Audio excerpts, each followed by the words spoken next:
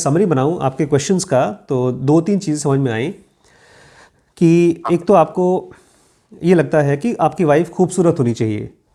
अगर खूबसूरत नहीं होगी तो उसके साथ आपका रिलेशनशिप बहुत स्ट्रांग नहीं हो पाएगा। और दूसरा चीज़ आपको ये भी डर लगता है कि कल को आपके पास जो भी जॉब है वो जॉब जा भी सकती है, उसका भी डर लगता है।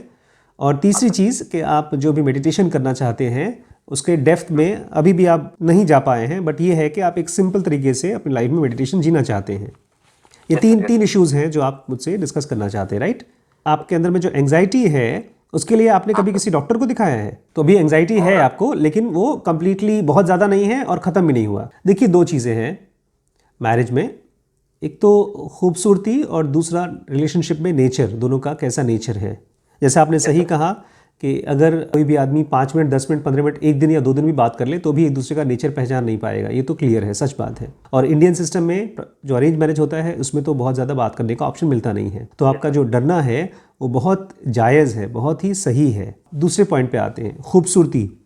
खूबसूरती का डेफिनेशन है मार्केट में एक ख़ास तरह की शक्ल जो एक टाइम पर सभी लोग मानते हैं कि ये खूबसूरत। जो कोई भी उस शक्ल के पास आता है हम उसको खूबसूरत नहीं मानते। 25 साल पहले 20 साल पहले जो क्राइटेरिया था खूबसूरती का वो थोड़ा सा बदल गया है। आजकल थोड़ा पतली लड़कियों को ज़्यादा पसंद करते हैं। लड़के लोग भी जो आज से 25-30 साल पहले जिनको खूबसूरत मानते थे, जैसे विनोद खन्ना हैं या अमिताभ बच्चन जैसे लोग हैं, उस समय मानते थे, लेकिन अब उनको नहीं मानते। अब थोड़ा सा बॉडी का स्ट्रक्चर अलग मानते हैं। एक ऐसा होना चाहिए जिसमें 6 पैक ऐप होना चाहिए, बाइसेप्स होना चाहिए। उनको लड़कों को स्मार्ट मानते हैं, हैंडसम मानते हैं। लेकिन ये फिजिकल का जो भी हमारा अपीयरेंस है वो क्राइटेरिया हमारा खुद का नहीं है, वो हमारा दूसरों को इम्प्रेस करने का है। हम चाहते हैं कि जब भी कोई भी बंदा हमारी वाइफ को देखे या हमारे हस्बैंड को देखे तो वो इम्प्रेस हो जाना चाहिए। लोग बोलना चाहिए, वाह तेरी क्या वाइफ है। क्योंकि हमारे मन में, हमारी सोसाइटी में ज़्यादातर लोग वाइफ को या हस्बैंड को प्रॉपर्टी की तरह मानते हैं कि ये हमारा है। तो आपको धीमे धीमे ये डेफिनेशन चेंज करना पड़ेगा कि आप एक वाइफ लेने नहीं जा रहे हैं, आप सामान खरीदने नहीं जा रहे हैं, आप एक फ्रेंड के साथ अपनी जिंदगी को शेयर करने जा रहे हैं। जहां तक रही खूबसूरती की बात, सोसाइटी में ना कितने भी खूबसूरत बंदे के साथ आप शादी कर लें। हमारे जमाने में माधुरी दीक्षित को बहुत खूबसूरत माना जाता था और डॉक्टर नेने करके एक है जिन्होंने शादी किया उनसे, और बहुत से लोगों ने भाई फिल्म एक्ट्रेसेस से शादी किया है। आज जाकर के अगर आप उनकी लाइफ को देखेंगे तो जो एक्साइटमेंट था जिसकी वजह से वो लोग इस रिलेशनशिप में कूदे थे खूबसूरती की वजह से, वो तो धीमे धीमे धूमिल हो गया, ख़त्म हो गया, कम हो गया, ऑलमोस्ट ख़त्म ही हो गया। बिकॉज शादी के 5 या 10 साल बाद जितनी भी खूबसूरत स्किन होती है, कलर होती है, वो सब बुरी हो जाती है। फैक्ट को भूल जाता है, वो स्टार्ट बहुत गलत करता है। इसलिए सबसे पहला स्टेप आपको चलना है ये देख करके कि सामने वाले आपसे बातें करता है तो कितना ओपनली बात कर पाता है, कितना रिलैक्स तरीके से बात कर पाता है, कितना आपको जज नहीं करता है, कितना आपको ध्यान से सुनना चाहता है, समझना चाहता है।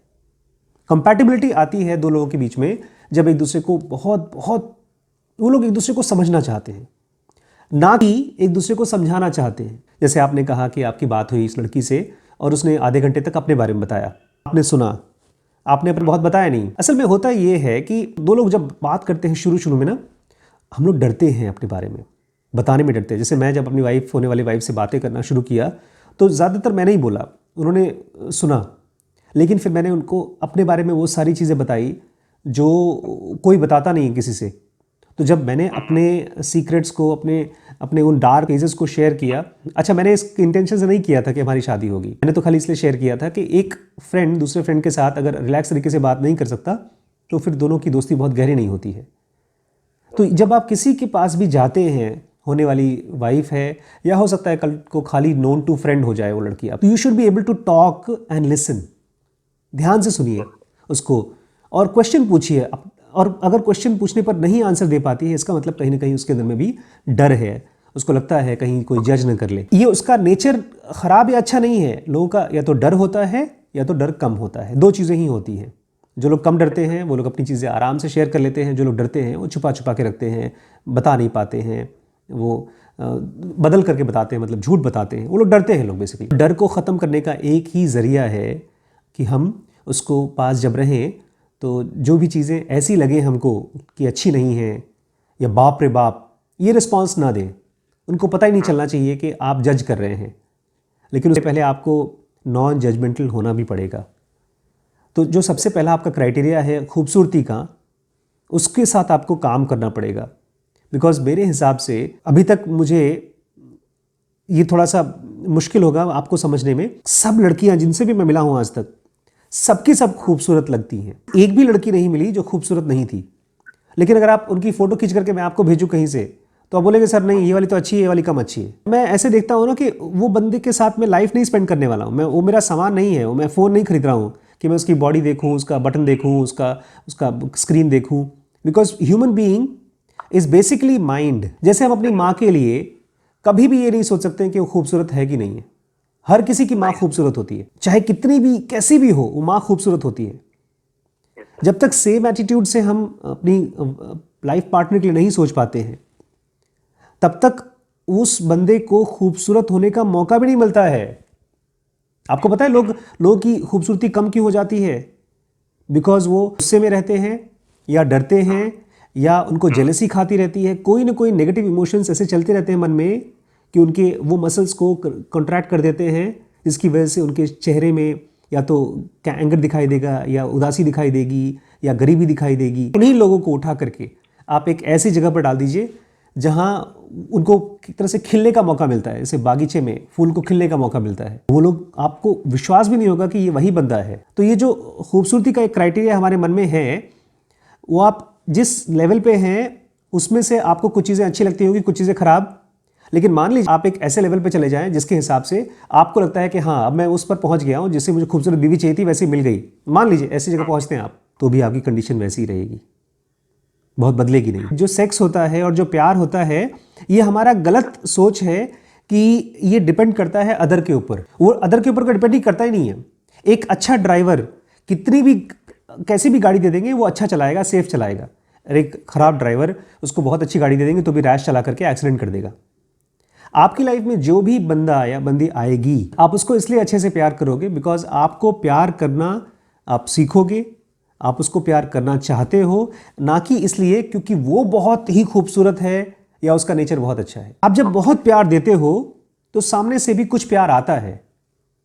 लेकिन अगर आप इसीलिए आपको लगता है कि नहीं, मैं तब प्यार दे पाऊंगा जब सामने वाला बहुत बहुत खूबसूरत होगा, शायद 1 साल के लिए दे पाओगे आप, 1 या 2 साल तक के लिए। और मान लीजिए वो बहुत खूबसूरत है अगले 20 साल तक के लिए भी। वो ब्यूटी पार्लर में जाती है, वो अपने स्किन को एकदम ग्राफ्टिंग करा लेती है, प्लास्टिक सर्जरी करा लेती है, तो भी वो खूबसूरती मुश्किल से 2 महीने लास्ट करेगी। क्यों? क्योंकि जो चीज़ हमारी आंख के सामने होती है उससे बहुत जल्दी हम लोग बोर हो जाते हैं। आप जो सबसे महंगा शर्ट, सबसे महंगा स्वेटर, सबसे महंगा शूज़ खरीद के लेकर आओ, और उसको कितना दिन तक दिखाई देगा आपको? जब तक ये क्लियर हो जाए तब हम आएंगे। फिर क्या चीज़ है जो हमारे ब्रेन के ऊपर असर करता है और कभी ख़त्म नहीं होता, उसको देखिए। सबसे पहले तो आपको मन को समझाना नहीं है, अपने मन को समझना है। क्योंकि आपका जब मन बोलता है ना कि मुझे खूबसूरत लड़की चाहिए, तो आपके पास अपने मन से पूछिए वो खूबसूरत कैसी है, किस टाइप की लड़की चाहिए, किसको देखा था आपने जिसकी वजह से आपने डिसाइड किया कि वैसी लड़की चाहिए। तो अब आपके मन में कॉलेज में कोई स्पेसिफिक एक लड़की होगी। किसी लड़की से जब बात होगी ना आपकी, जैसे इस लड़की से बात होगी, तो आप ये सोच के चलिएगा कि इससे मैं शादी नहीं करने वाला हूं, इससे मेरी खाली दोस्ती होगी। जब इस तरीके से आप अप्रोच करेंगे तब आप पहली बार लड़कियों के दिल को टच करेंगे। अभी आप कैसे जा रहे हैं? एक दुकानदार की तरह जा रहे हैं। आपने पहली बार में जो उनसे बात किया, आप वापस आकर के आपने मुझे बताया कि सर उसने ये अच्छा किया था, ये गड़बड़ किया था। आपको भी तो पता ही है ना कि उसने भी पहली बार आपसे बात किया। पहली बार कोई भी आदमी किसी से मिलता है तो ये तो ऐसा है जैसे कि पहली बार कोई आदमी नाव में बैठ के पानी में बैठा हो, डर लगता है डूबने का। जैसे डर लगता है कि सामने वाला जज करेगा, क्या करेगा, क्या नहीं करेगा। तो इस लड़की से जब आप बात करें, इसके बाद किसी लड़की से बात करें, तो you have to know that मैं एक ह्यूमन बीइंग से बात कर रहा हूँ, मैं सामान खरीदने नहीं गया हूँ। और जब इस तरह से देखेंगे ना, तो आप उसके आँख को, उसके नाक को, जब मैंने कहा कि मुझे कोई लड़की भी बहुत खूबसूरत नहीं लगी या कम खूबसूरत लगी, ऐसा इसलिए हुआ बिकॉज मैं उस लड़की को ध्यान से देखता था, उसकी आँखों को, उसकी बॉडी को।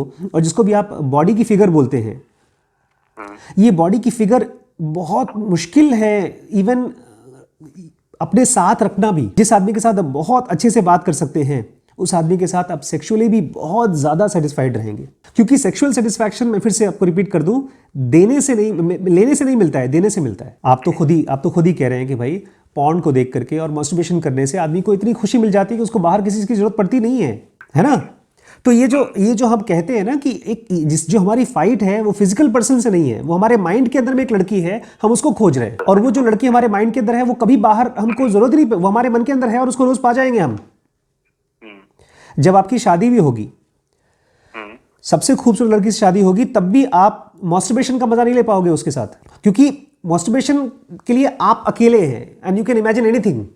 आप जो चाहो अपने मन की लड़की से बोलवा सकते हो, करवा सकते हो, कहलवा सकते हो, और वो सब चीजें एक फिजिकल आदमी के साथ नहीं कर सकते आप जाओगे, एकदम खूबसूरत लड़की है, लेटी हुई है, आप बोलोगे मुझे सेक्स करने का मन है, बोलेगी आज मेरा मन नहीं है। इतना गुस्सा आएगा आपको लगेगा इतना मैंने मेहनत किया और ये लड़की ऐसा बोल रही है।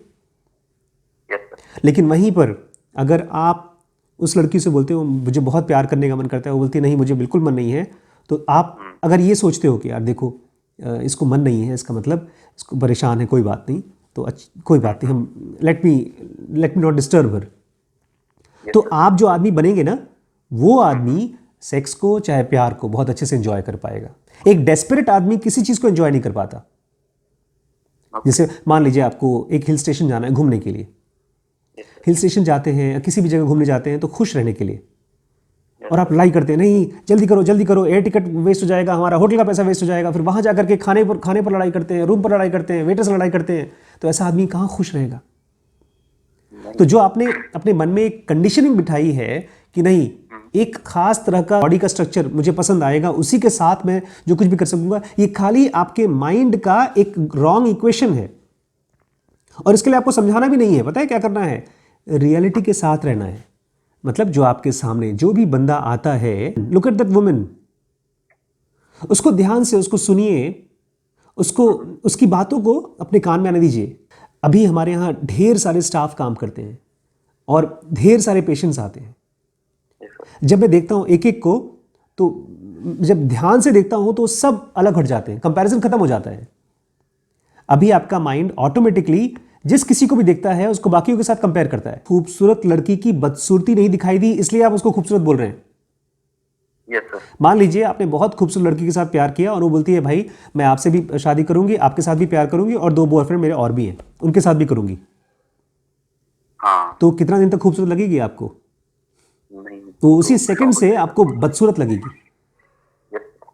तो ये जो हम खूबसूरत बोलते हैं ना, वो कॉइन का एक साइड है, और जिसको भी कम खूबसूरत बोलते हैं वो भी कॉइन का एक साइड है। उसके अंदर की जो कुछ भी खूबसूरती है वो स्किन में नहीं है, उस आदमी की प्रेजेंस में है। मान लीजिए आपने शादी की और आपको एक ऐसी वाइफ मिली जो हो सकता है बहुत खूबसूरत नहीं है, बहुत कम खूबसूरत भी नहीं, खाली नॉर्मल सी है, बहुत नॉर्मल सी है, लेकिन उतना प्यार करती है कि आप जब बीमार होते हैं तो आपकी बहुत सेवा करती है, and suddenly you will fall in love with her. ये वो एस्पेक्ट है जो हम और आप मिस कर देंगे अगर खाली स्किन को देखेंगे।